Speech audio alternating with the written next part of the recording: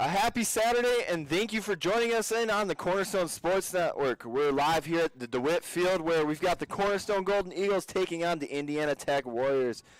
I'm Jackson Heiden, and joining alongside of me, we've got Luke Schrock for today's matchup. And the Golden Eagles come in winners of their last three, looking to continue the success of last season's series sweep against these Warriors. And as far as the Golden Eagles, they're coached by Chuck Lewitzki, who is in the midst of his seventh season. And last time out for his boys, he completed a nice series sweep of Rochester University. First game, they won 6-1, and they followed that one up with a nice 11-2 victory. And as for the other side, for the Indiana Tech Warriors, they're on a bit of a slump, winning only twice in their last 6 games, but the Warriors are led by newly inducted to the Northeast Indiana Baseball Association Hall of Fame, Kip McWilliams. And Luke, what are some of the keys to the game for Cornerstone to come out with a win today? Well, it's a very challenging week for the Golden Eagles. When you're playing upwards of 5 and 6 games in a week, pitching is always a big factor. Luckily, last game, Grant Young was able to go a complete 7 innings in that first win of the doubleheader sweep against Rochester, and then Dylan Vandenberg going for 5 innings in the nightcap. And I believe they only went 2 pitchers deep in game 2 to continue and complete that sweep. But it's going to come down to Brody Nelson, who's going to be starting game 1. Pitching is going to be incredibly tough today against a Indiana Tech team that is been notorious in the past for a heavy offense and have only dropped 4 games in the history of the matchup, with 2 of those games coming last season here at DeWitt Field. And for the Indiana Tech Warriors, what do you really like from them? Well, so far, I mean, as a team, they're hitting .331, which I mentioned that they have a high-powered offense. Jacob Deftari at .379 and Tyler Stahl .371. There's also 2 more Warriors that are hitting above. Actually, excuse me, there's 4 others, 6 in total, that are hitting above 300. So, I mean, you're going to have to just get on them early and take advantage of Cornerstone getting deeper into their bullpen, which Brody Nelson has only started 2 games this season. He's going to be throwing his 3rd start this season, and we'll see how he can pull this off. And that'll do it for our pregame show as we get set, as the umpires and coaches come together. We'll be right back with you here on the Cornerstone Sports Network.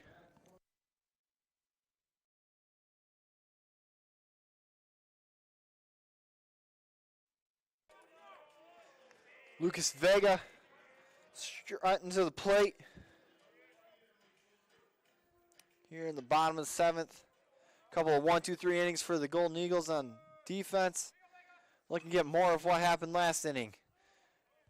As that one's popped up over the Warriors bench, and one of their players tried to make the catch, but looks like it hit off his hand.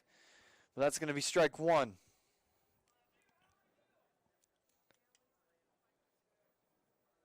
I mean, when it comes to foul balls, I don't know if I'd be barehanding things, especially. I mean, it's 50 degrees. It's not that cold, but still cold enough for your hands to not be able to feel anything in your hands. The 0-1. That one's shot out to right center field. That's going to get down. It's going to roll to the fence. Vega turns first. He's going to go 3. He's running in there. He slides, and he's in there. Another leadoff triple for the Golden Eagles. And Lucas Vega. What a great way to start this inning. Grant Young coming to the plate, looking to bring him around home this time. Hopefully better luck this time around than last inning.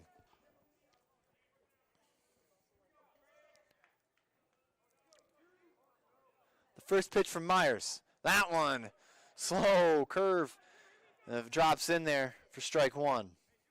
Grant Young was definitely swinging for the fences on that one. The 0-1 pitch from Myers. That one swung on to deep left. Stahl goes back to the track. light pole, and that one is gone for the Golden Eagles. That ball just kept carrying and carrying and carrying, and suddenly you hear the thud of the light pole. Cornerstone cuts the lead down to 6-3 here in the bottom of the 7th, and that's what this team needed. Leadoff triple followed by bomb to deep left. What a shot for Grant Young.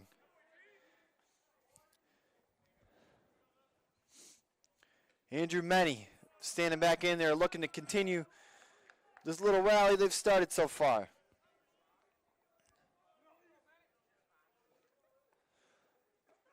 The 0-1. Ooh, a low strike goes in there for strike 2.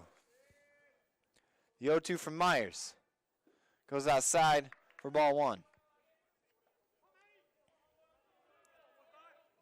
Myers working a little bit faster now, maybe a little bit frustrated after that home run. That one goes low for ball 2.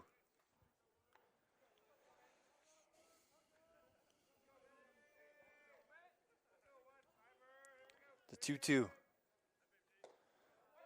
Oh, excuse me, that's ball 4. So 3 players in a row have now reached base for the Golden Eagles. Is Landon Poles getting set to come in here now, and this is another great player to have up to the plate right now.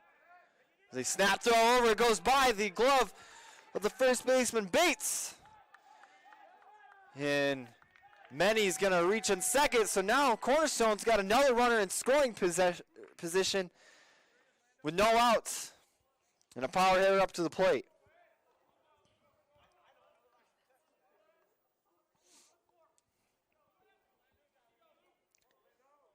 Landon Pohl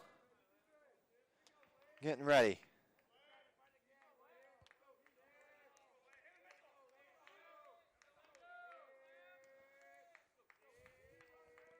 First pitch, down low and outside for ball 1.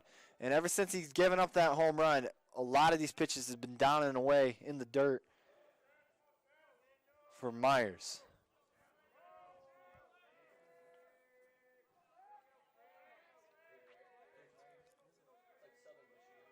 The 1-0 pitch from Myers. That one shot over to third, caught.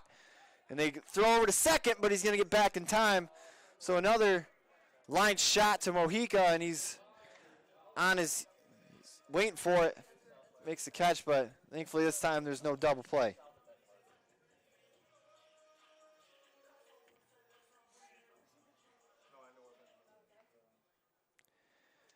Now Jake Collins up, so they've been able to see the ball better this inning.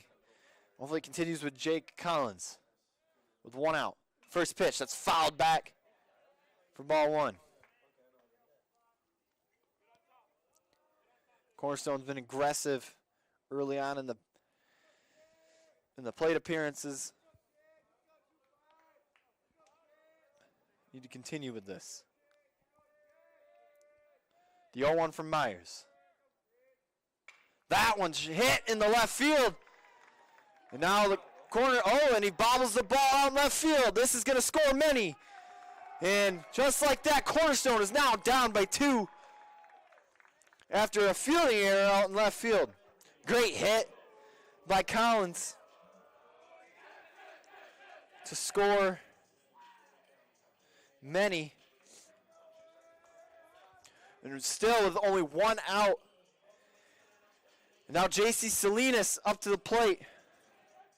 1 for 2 on the day. Single, a walk, stolen base. Let's keep it rolling. First pitch of the at-bat. That one, a little jam shot to second. Oh, and he bobbles it. And he's going to toss it on to second. So, I mean, some people try to do that to turn a double play, but because it was jammed up there so high, might as well have just caught it. So Collins is going to be out. He's going to reach on a fielder's choice. It's a good idea, but doesn't work the way they want it. It looks like we're going to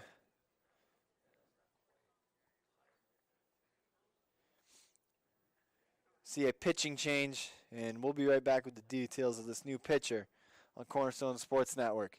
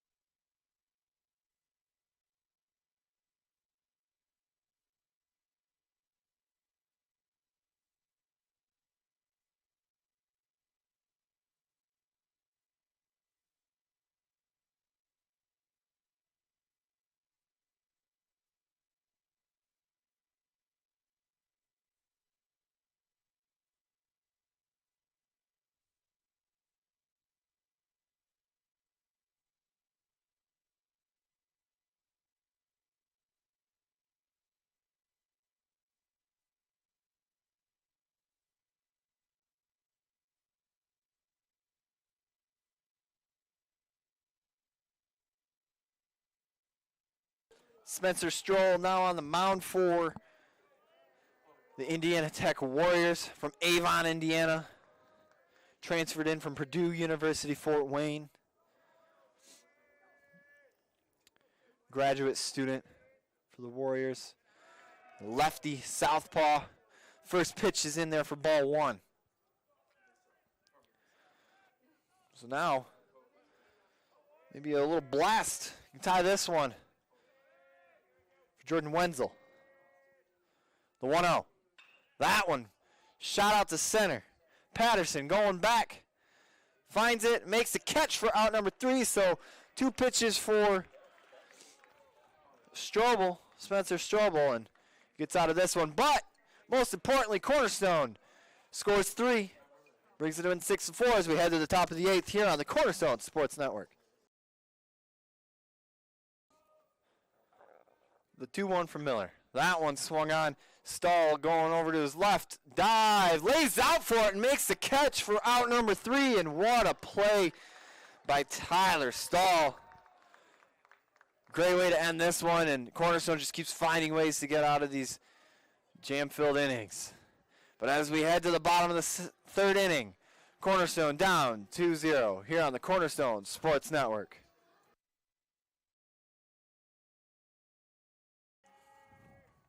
Crowd's starting to get into it a little bit. So is the dugout. The 1-0. That one's shot. It's going to hit in the left center gap. Left fielder mishandles it. And it rolls to the fence. Pole is coming around 3rd. He's going home. And he's going to score. Cornerstone within 1. With J.C. Salinas standing on 2nd.